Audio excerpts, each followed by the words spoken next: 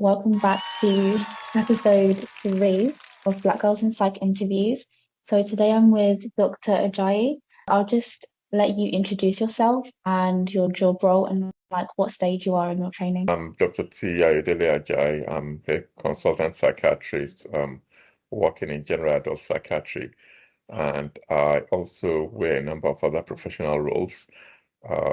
I am a psychiatric expert witness, and also additionally, I'm an officer of the Royal College of Psychiatrists. So I sit on the executive board of the Southeast Division of the Royal College of Psychiatrists. Oh, that sounds really impressive, and it definitely sounds like it would keep your weeks very busy and full, which sounds good.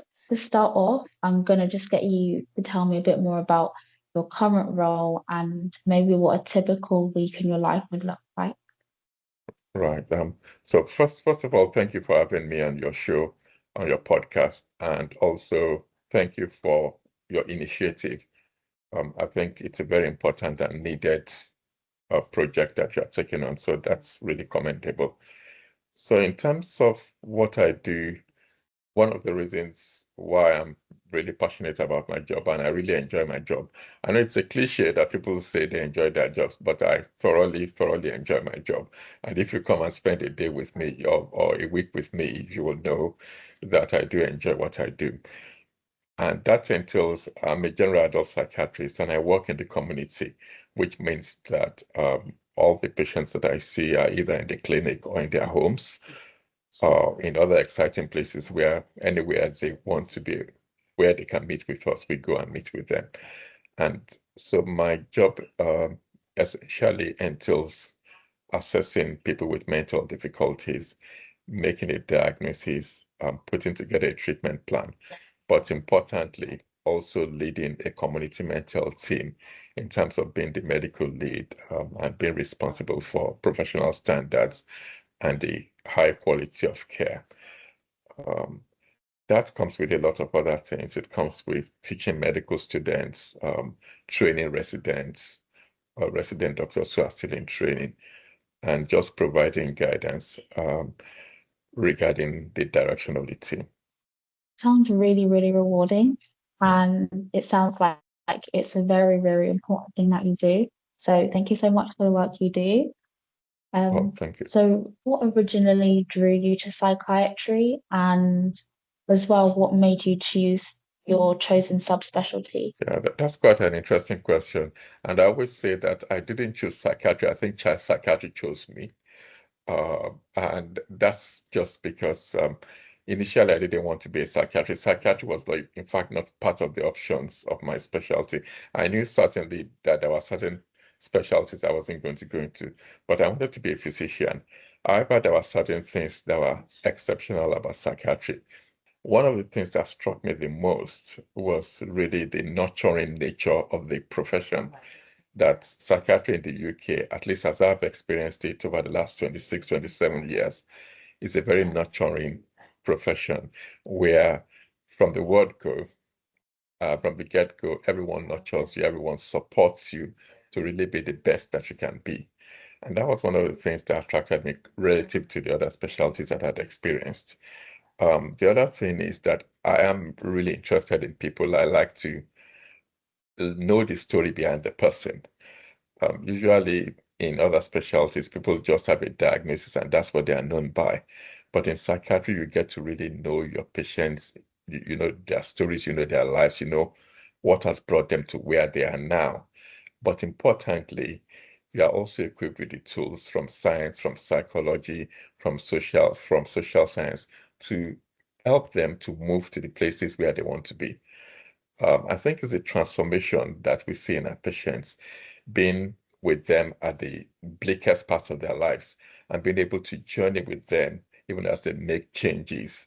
I think that's one of the most rewarding parts of the job for me. Sounds really good and interesting. And I resonate with a lot of what you said, that because I too am also like generally interested in people and like why they might do certain things. And like I'm interested in like behavior as well. Yeah, And so I definitely resonate with a lot of the reasons why you're more attracted to psychiatry. yeah. I also wanted to ask, at what point in your training did you feel confident that the specialty was the right fit for you? Yeah, that's another interesting question. So all through medical school, psychiatry was not on my short list or my long list. In fact, even when I got out of medical school, did my it used to be housemanship then. Now it's FY1, FY2. Even as a houseman, I didn't consider psychiatry at all. However, it was when I did a placement, a clinical attachment in psychiatry, that I began to get interested. It was at that point that, and there were other things that attracted me, the fact that you really get to spend a long time with your patients, not in terms of just the consultation time, but also the length of time you are with your patients. That was also a plus for me, that you really get to know the person behind the diagnosis, and in knowing them, you can actually leverage that relationship. So it was after a clinical placement, a clinical attachment, that I began to get more interested and curious. And it was that curiosity that got me hooked. It's really great to hear. And what misconceptions do you think that trainees might have about psychiatry in general, or maybe like your area of psychiatry specifically? Yeah, I think there are a lot of misconceptions. I think one, it's amazing that in this day and age, people still think that it's people who are not particularly intellectual or talented that do psychiatry. But the reality is that I now can say without a shadow of doubt that I think psychiatry is the specialty of the future. I think with the state of the world, the mental state of the world now, we know that psychiatry is going to get more and more desirable. It's going to get more and more competitive as it is now. It's one of the most competitive specialties to get into anyway. And I think that's going to become even progressively more so. So that's one thing. And the other misconceptions that people have is that you don't have a good work-life balance when you're a psychiatrist, or that you get so overwhelmed by the work. Yes, it is true that, like in other specialties, it's very demanding. But the other thing that is not well known is that there are support systems in psychiatry to actually support you to be the best. So we've got Balint groups, we've got CPD groups, we've got MDT meetings, all of those things that actually help you to manage the stress in-house, and to so that you don't get overwhelmed. This support in the workplace is something that I feel that is underestimated and people don't talk about a lot. Yeah. And of course, also that people, there's also the misconception that it's not a place for where ethnic minority groups can thrive. That's also not the case. And I've heard a lot about how, like from other doctors, about how psychiatry is very well supported and they do look after like their trainees, which is really nice. And it might be more than like certain other specialties where like they might not look out for you as much, but this specialty, really do think they look out for you. And I definitely agree with your thoughts about the work-life balance. Again, I've heard from other doctors that it's quite good compared to maybe something like surgery. So that's definitely a big plus. Yeah, I think work-life balance, I think you work hard, but you also, we teach, we practice what we teach.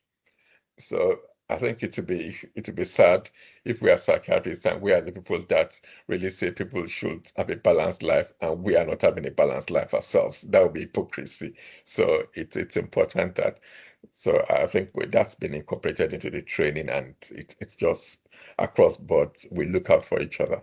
What skills or personal qualities do you think matter the most in psychiatry?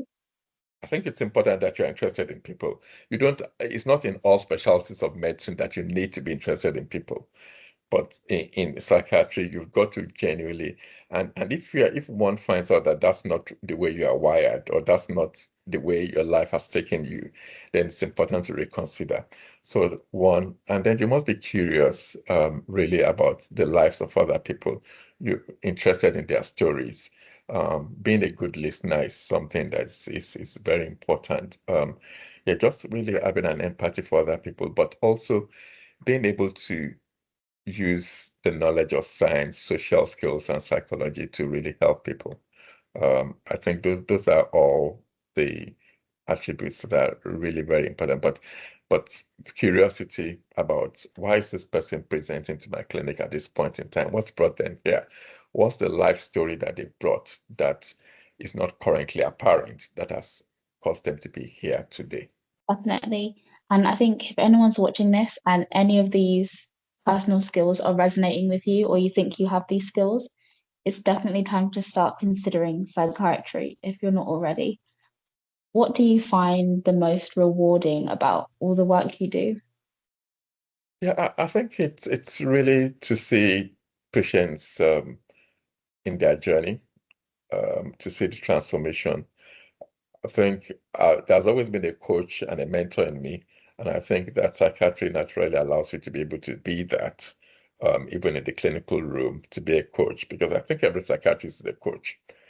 I think we are, one way or the other, part of our job is to help people to support them to make the right life choices, but also to help them to go through transformation and change, by being on their side, supporting them through those processes and changes.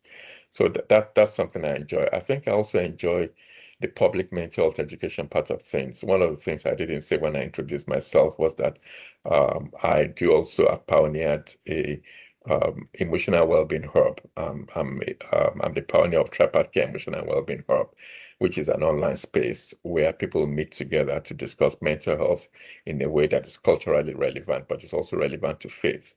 And that's a piece of work that I'm really passionate about. It's been going on for the last 6 years, formally, even though I've been in public mental health education for the last 20 something years. But that's also something that gives me a lot of pleasure, just being able to connect with people, to support people across the nations of the world, because it's a cyberspace. It means that there are no geographical boundaries. And just to see the transformation, the process of lives being transformed is something that is very important to me. That's really important, the work that you do and the project that you've started, because I think discussions around mental health need to happen more often and especially in a culturally relevant way. I think that's Mhm. really important.